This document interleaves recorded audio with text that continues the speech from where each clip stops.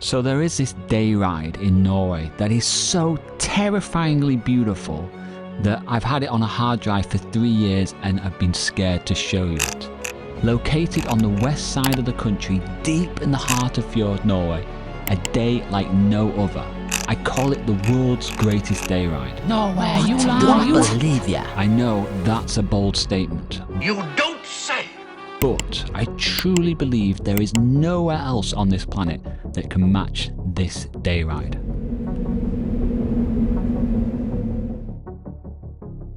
So, Your Honour, let me argue my case. First of all, it's the perfect length. It's around 140 kilometres. Doable for anybody on a road bike with experience. 2,400 meters of elevation gain. Yeah, that's a lot, but it's not too much. Then you have the road surfaces. Epic gravel, paved, single track. There's even a hiker bike section. Everything you can imagine. But more importantly is this. You see, on this planet, there's around 13 main different terrain types. And this ride, with the exception of 3, has them all. Number 1, mountains. In Fjord Norway, that is a given. Number 2, oceans and coastline. Oh yes. Number 3, forests, without a doubt. Number 4, valleys. Oh yes, we have some valleys. Number 5, hills. Plenty of hills. Number 6, plateaus. Oh yes. Number 7, canyons. Tickety tick. Number 8, glaciers. Without a doubt. Number 9, lakes, rivers and waterfalls. Tick tick tick. Number 10, tundra. Yes. No deserts, no jungle, no marsh or wetlands. But 10 out of 13 is not bad for a day ride in one small location. You see, there are 2 areas of Norway which are renowned for being the most spectacular. And we are going to show you this one in the north.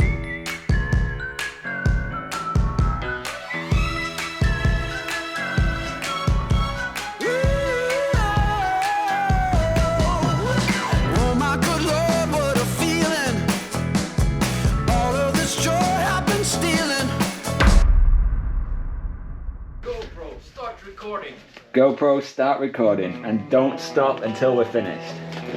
This ride's beautiful.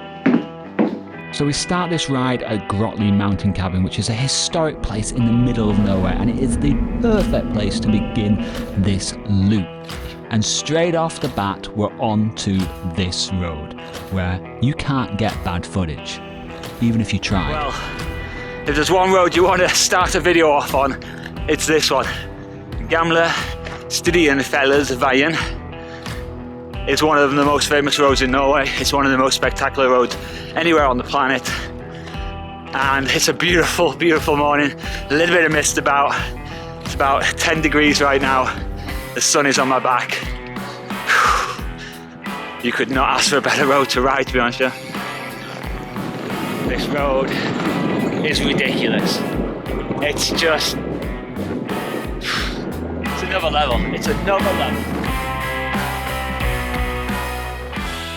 So I've talked about the history of this road in another video which you can watch here, but to summarise, it's around 140 years old. It's only open for 3 months a year, and the gravel section is around 24 kilometres. It's not long, but trust me, it's the best 24 kilometres you'll ever experience.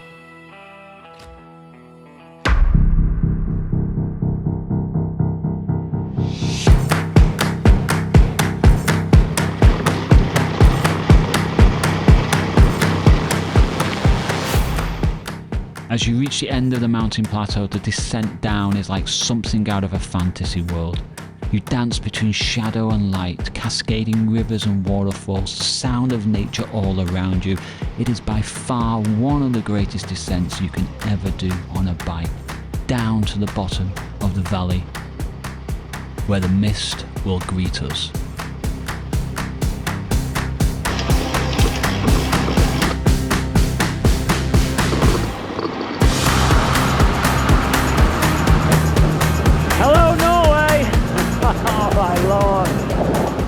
As we descend down to the valley floor, it is mind-boggling to be covered in this mist. 1 minute we're here, 20 minutes later we're here. It's like a different day, a different world. It could rain at any moment, it looked like. But all we have to do is climb out of this lowland.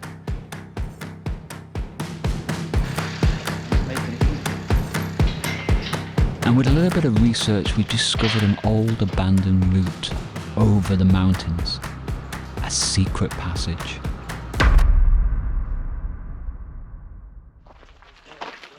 So there's this random rocky path in between two farms in the middle of nowhere that's going to take us over the mountains. Now, it is really, really steep, the first part, and on a road bike, we couldn't cycle it. But once you get above the mist, you're back into paradise. We didn't know what to expect. We had no idea. And once again, Norway is just full of surprises. Could it be any more perfect?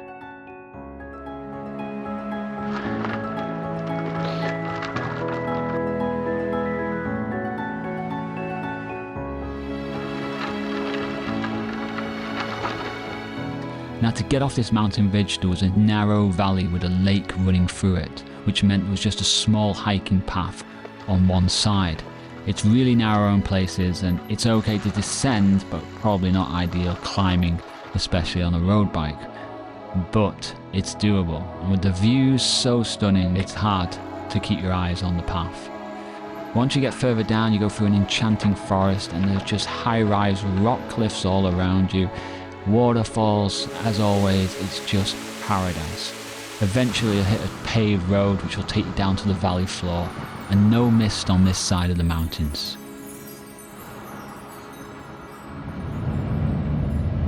So we're here.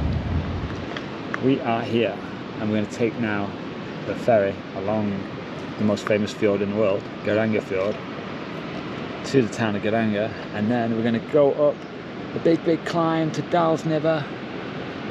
It's like 27 k's or something. Up, so 1,500 meters, and then we're back down, and then along back to our hotel.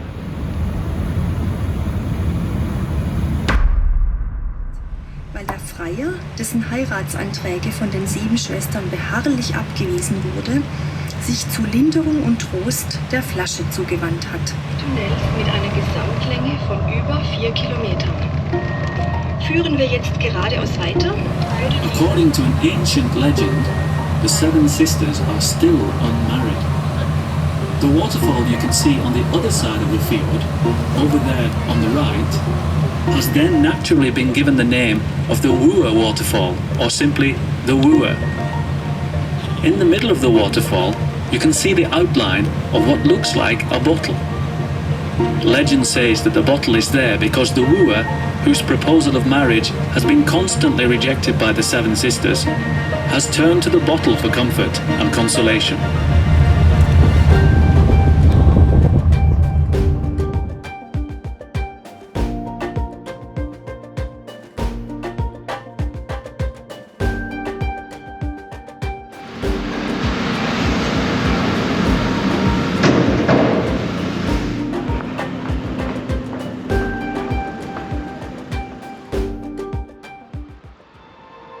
What a way to end the ride. A 21 kilometre, 1,500 metre climb from sea level up to the top of Dalsnibba, one of Norway's premium mountain climbs.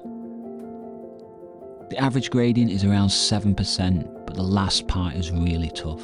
Now, I've done this on a loaded bike before and I really struggled, but being on a light road bike, it was so much more manageable, and the views will just power you to the top.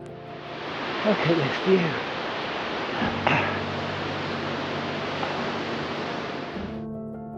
After about 15 kilometres it eases off, and then you have one final climb to the top. Now, you can miss it if you want, but on a good day like today, you'd be a fool not to take it. The average gradient for the last 4Ks is 10%, but once again, the views will power you up there. All right, here comes the Sufferfest. Look at this, guys. Look at this view. Look at this view. Oh my God, beautiful. Well, we're in the land of the gods here. This is crazy. Yes. Made it. Yeah, good work.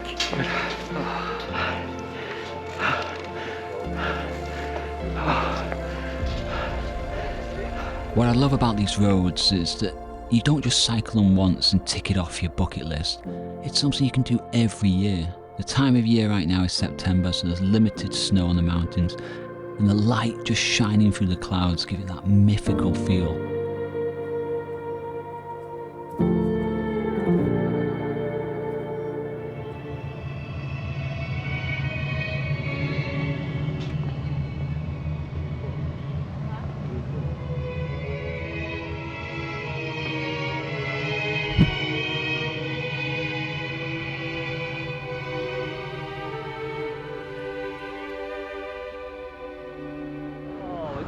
We're going down.